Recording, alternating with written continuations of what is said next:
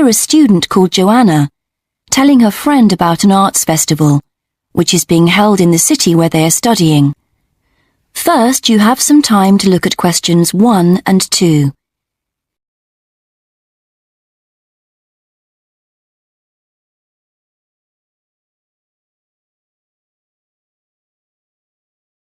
Now we shall begin. You should answer the questions as you listen, because you will not hear the recording a second time. Listen carefully and answer questions 1 and 2. Hi, Joanna. Where have you been? Hi, Dave. I had to go into college to return a DVD I'd borrowed from the library. Oh, right. But while I was there, I got some information about the City Arts Festival that starts next week. Oh, yeah? I saw a poster advertising it somewhere. Yeah, and I picked up this leaflet from the library. It gives you the website address. So as I was there, I logged on to get more information. Actually, although they've got the full programme of events fixed now, you can't book online, which seems strange. There's a number to phone, though. And are there student discounts? I guess so, but I didn't notice. Anyway, there are 3 things I'd like to see. An Italian film, a rock concert, and an art exhibition. Oh. The exhibition's free, and you don't need to book, so I'll definitely go to that.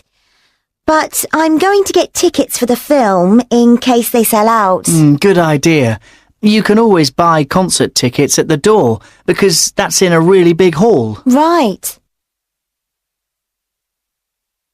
Before you listen to the rest of the conversation, you have some time to read questions 3 to 10.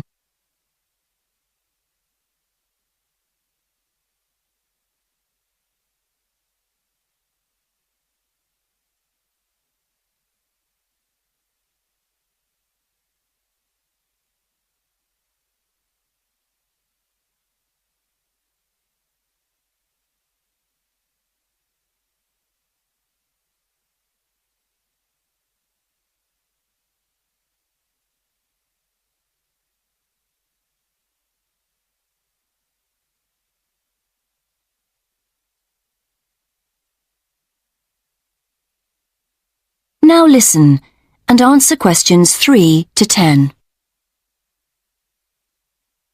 So, when does the festival actually start? Well, it's usually held the first week of October, but it's earlier this year for some reason. The opening night is September the 20th, and events go on till the end of the month. And have you got that phone number? Yeah, it's here. Look, it's 0967 990 776. OK, I'll write it down.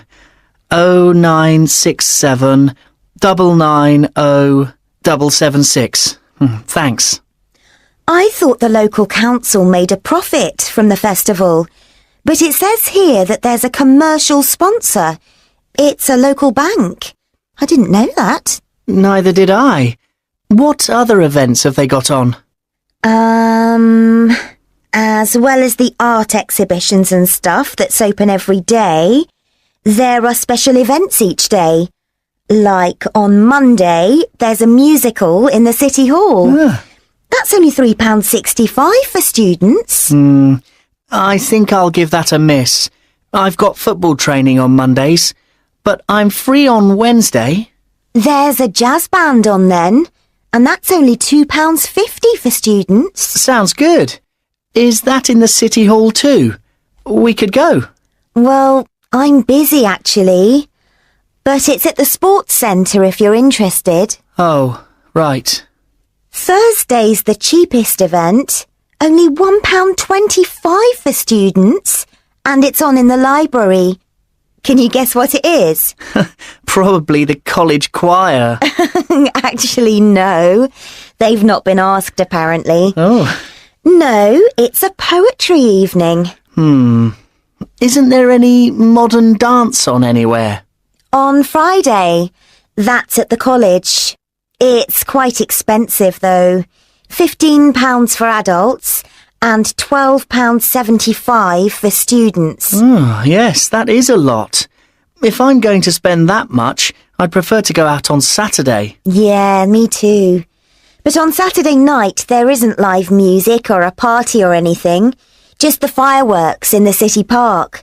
And that's only £1.50. Yeah, that'd be good. Now turn to section 2 on page 101 of your book. You will hear some information about a medical museum in London called the Hunterian Museum, which is part of the Royal College of Surgeons. First, you have some time to look at questions 11 to 15.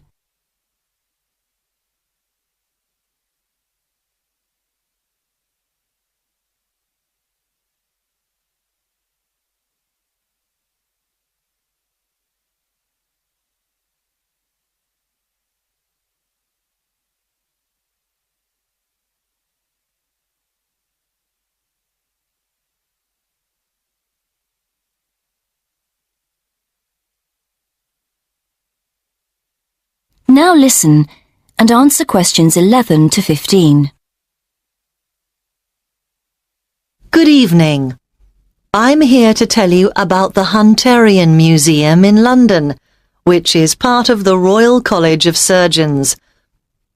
Although a medical museum, it is open to the general public. The museum specialises in the history of the study of anatomy, and especially the work of John Hunter in the 18th century. If you would like a free guided tour of the museum, then come along at 1 o'clock any Wednesday. Spaces on the tour are limited to 25 though, so it's best to reserve a place by phone, and these tours are for individual members of the public, families, and small groups of friends only. Tours for groups of school students can also be arranged, and these are also free of charge. Teachers are encouraged to make a donation of around £3 per student if they can afford it, but this isn't obligatory. What teachers must do, however, is phone to agree a time in advance, as only one school party is allowed in at a time. Then there's an online booking form which you can use to confirm the booking. Or just send a letter if you prefer. For older students and adult groups, we provide more specialised tours, and these cost £100 for a short tour of 30 minutes, or if you want a slightly longer one, it's £130 for 45 minutes. There is a student discount, however, so college groups would pay £75 for the shorter tour, for example. In terms of facilities available at the museum, teachers and others should bear in mind that space is very limited.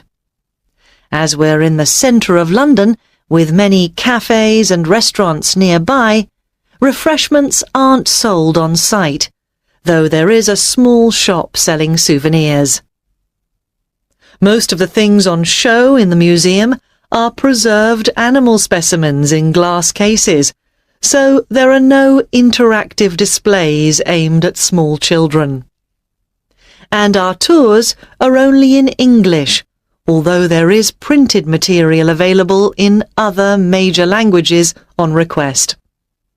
There's also a lecture room, which groups can book for an extra charge, and this is equipped with PowerPoint projector and microscopes. Before you hear the rest of the presentation, you have some time to look at questions 16 to 20.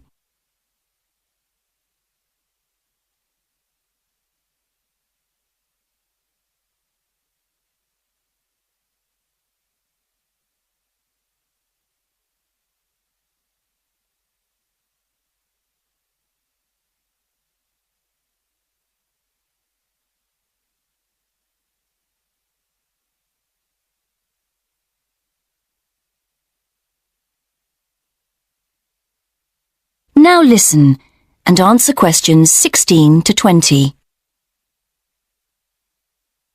Next, a bit about the history of the museum and the preserved animal and plant specimens you can see there. The museum's named after John Hunter, who was a pioneer in the study of anatomy. He was among the first to understand that the study of other animals could tell us a lot about how the human body works. John Hunter was born in 1728 and came to London to work as an assistant in an anatomy school in 1748. Here John did his training in the study of human anatomy. It was after 1760, however, that he turned his attention to animals. That's when he became a surgeon in the army, spending 3 years in France and Portugal, where he started collecting and preserving animal specimens such as lizards. On his return to London in 1763, Hunter set up in private practice and started to build up his collection of specimens. When he moved to a big house in Leicester Square in 1783, Hunter started to take in resident students and gave the name Teaching Museum to his collection. By the time of his death in 1793, Hunter had collected specimens from all over the world, including the first kangaroo to be seen outside Australia. He had 14,000 different exhibits, with 500 species of plants and animals represented. And many of these specimens can still be seen in the museum today, because in 1799 the collection was purchased by the government, who presented it to the Royal College of Surgeons. And they've been looking after it ever since, which is why the Hunterian Museum is located in their building in London to this day. Now turn to section 3 on page 102 of your book. You will hear a student called Sarah talking to her college tutor about some research she has to do as part of her course. First, you have some time to look at questions 21 to 27.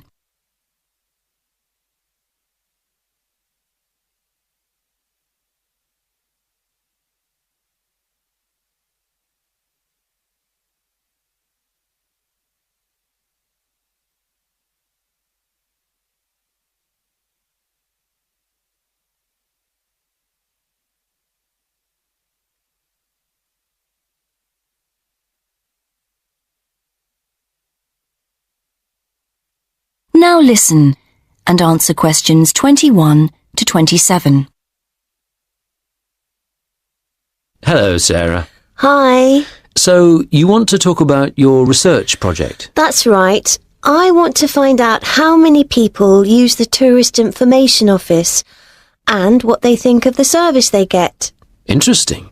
Have you written your proposal yet? No, that's what I wanted to ask you about. What should I include?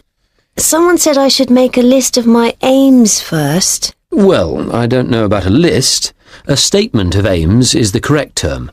It's just a quick summary of what you hope to get out of the project. OK, and should I include other documents I've prepared, like the questionnaire? I'm still working on that. I can check that later, but I think it's good to prepare an information sheet for participants. It would help you to think about interview methods. It'd be good to see that soon. Oh, right. And I want the project to have statistical data, not just to be a collection of opinions. That's good. So that should be clear from the proposal too. Great. So what else must I include in the proposal? Or are some things optional? OK. Some things that people normally put in a research proposal don't really apply to you, like any costs involved. That can be really important in some research projects, but as we don't have a budget, it's not something you need to include. Any costs have to come out of your own pocket, I'm afraid. Yes, I understand that. But I do need to know your criteria for choosing who to interview. I've got to check that you're using good sampling principles, for example. Sure. And what about the way I'm going to analyse my findings? That's not essential at the proposal stage on this project, but if you've got some ideas, include them, because it could save time later. OK. And do I need to make it clear how the report will be organised? Oh, I'm going to be giving you a template to use, so there's no need to go into that in the proposal. Great, thanks. Before you hear the rest of the conversation, you have some time to look at questions 28 to 30.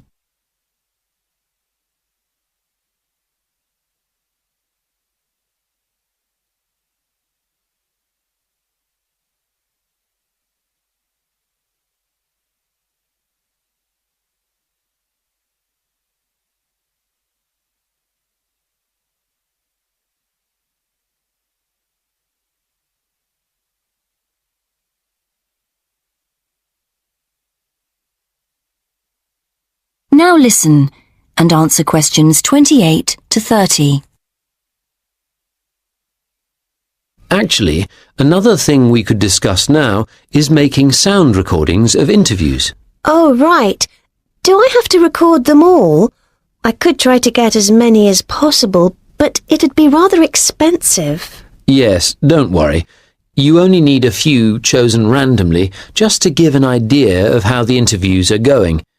You can send one in each time you update me on your progress. OK. How often should I do that? I haven't done a timetable for the interviews yet, but they'll be spread over 3 or 4 weeks, with about 200 in total. I reckon on doing 20 a day. Let me know how you're getting on at the end of each day's interviewing then, whether you've had any problems or not. It can be a lonely job. Thanks. I appreciate that. And what about the confidentiality of participants? Because that can cause problems. Well, I'm getting them to sign a consent form. It says that I'll only use the information for my research, that I won't pass it on to anyone else. But that's the only promise I'm making. They have to give me their names and agree to their data being stored on the college computer network. That sounds good. You won't put names in your report, I know, and the data will all get deleted at the end of the year, but we don't promise any of that. Sure. Now turn to section 4 on page 103 of your book. You will hear part of a lecture about the wildlife on Christmas Island in the Pacific Ocean. First, you have some time to look at questions 31 to 35.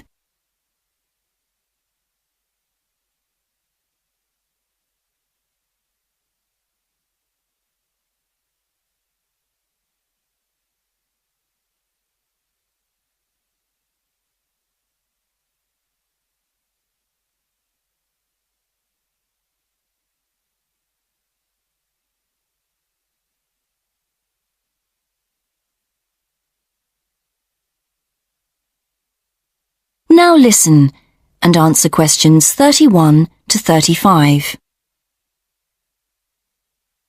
Good evening. Tonight, I'm talking about Christmas Island in the Pacific Ocean and its incredible wildlife. First of all, let me explain that Christmas Island is a remote tropical island about 2,600 kilometres northwest of Australia, covering an area of 135 square kilometres with 73 kilometres of coastline. Around 85 square kilometres has now been made into a national park by the Australian government in recognition of the island's unique and threatened wildlife. Although there's great potential for tourism on the island, the most significant economic activity is currently mining, as there's a good supply of phosphates in the local rock. The role of the national park is therefore to protect the wildlife, rather than to attract visitors. Like other remote islands, Christmas Island has a number of unique and endangered species, some of which are already extinct or under threat of extinction. 2 rodent species are known to have died out, as has 1 species of bat, and a number of reptile and bird species are seriously threatened. The best known of all the island's creatures, however, are its land crabs, which are found in large numbers and which are essential to the island's ecology. And for an 18-day period each year, one of the island's 14 crab species, the red crab, becomes the centre of widespread attention as it makes its spectacular migration to the sea to breed. More about that in a moment. Aware of the need to do more to protect the fragile ecosystem on Christmas Island, the Australian government has commissioned a report from the expert working group it has set up to investigate the problem. Previous inquiries by government-appointed committees did lead to the setting up of the national park, so there is much to hope for. Before you hear the rest of the lecture, you have some time to look at questions 36 to 40.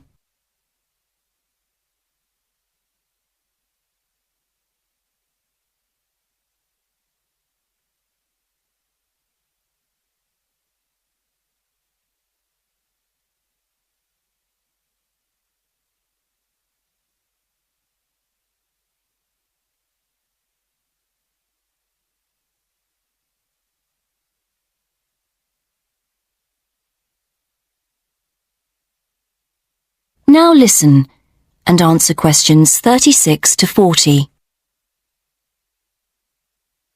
So, back to the red crab, which has attracted quite a bit of media attention in recent years.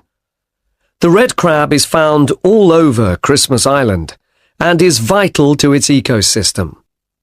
Although they do sometimes eat snails and other smaller creatures, the crab's diet is largely made up of leaves, with the addition of flowers and seedlings when these are available. Their droppings then provide an important fertilizer for the island's soil. Also, by turning over the soil when digging the holes, called burrows where they live, the crabs help the propagation of plant species. Although you might think that an animal that goes in for mass migration would be quite sociable by nature, each red crab actually spends most of the year living alone in its burrow, and so is actually quite solitary. Each crab constructs a burrow in the earth, with 1 chamber inside and 1 tunnel entrance, and stays there most of the time, especially during the dry season. The crabs are more active in the rainy season, and that's also when the famous migration occurs. It isn't the rain that triggers the migration, however, so much as the phase of the moon and the state of the tides. Trying to predict when the migration will occur is quite difficult, as it can be as early as October or as late as December, depending on the year, although it's usually sometime in November, in fact. And when it comes, the migration is quite spectacular, with literally millions of crabs heading for the seashore at the same time. Conservationists do their best to limit the number of road casualties among the crabs by closing certain roads, encouraging car sharing, and other measures to reduce traffic, even constructing bridges for the crabs at certain key points.